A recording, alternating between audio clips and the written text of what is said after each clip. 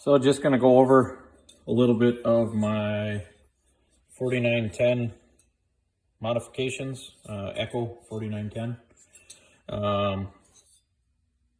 The saw started off with about 70 thousandths of squish. I've taken a lot of recommendations from the work that Charles Briscoe was doing on his 4910s and 501s, and here's what I've come up with. On the cylinder, to make up for the large squish, I had 30 thousandths machined off of the base of the cylinder, and it's going to go back together with no base gasket, which should put me around 31, 32 thousandths of squish. The window going into the transfers, I widened that, and then for the transfers, I have enlarged them quite a good deal. Even against the cylinder wall, I hope I don't have that wall liner too thin, but I think I should be safe. Bottoms of the transfers are tapered up to the upper transfer, both sides, just kind of nice and rounded everything off. I have not changed any port timing on the upper transfers yet. I'm going to put the saw together, run it as is, and just kind of see how the performance is. I did not run this saw. I took it straight out of the box brand new, and started doing these modifications. On the intake side, I widened on each side a little bit with the piston. Inside I scribed on the piston, took some measurements, and then I widened and sanded the intake a little bit.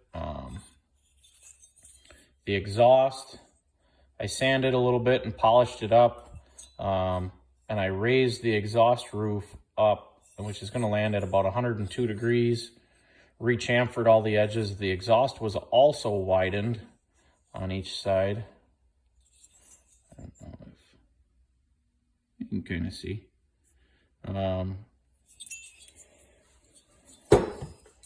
Muffler mod, 3/4 inch pipe.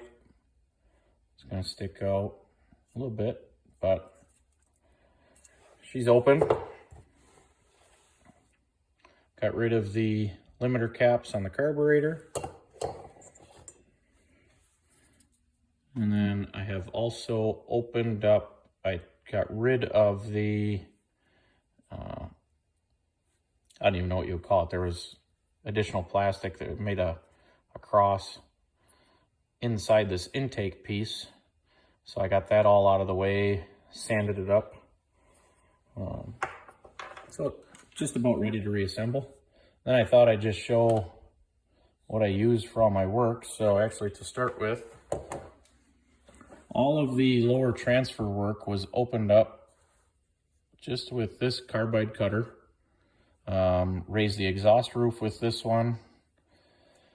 Did all the hogging, I guess I would call it.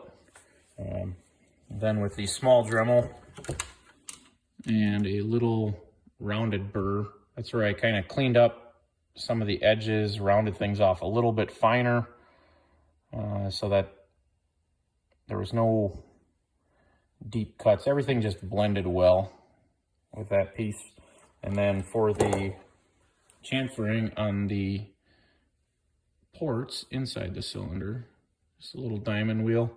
I went around on the little mini Dremel and just used this to chamfer all my ports, and everything seems to be nice and smooth. Nothing catches a finger, and I guess I kind of just did the finger test based on what factory felt like, and kind of went from there. So saw's about to go back together.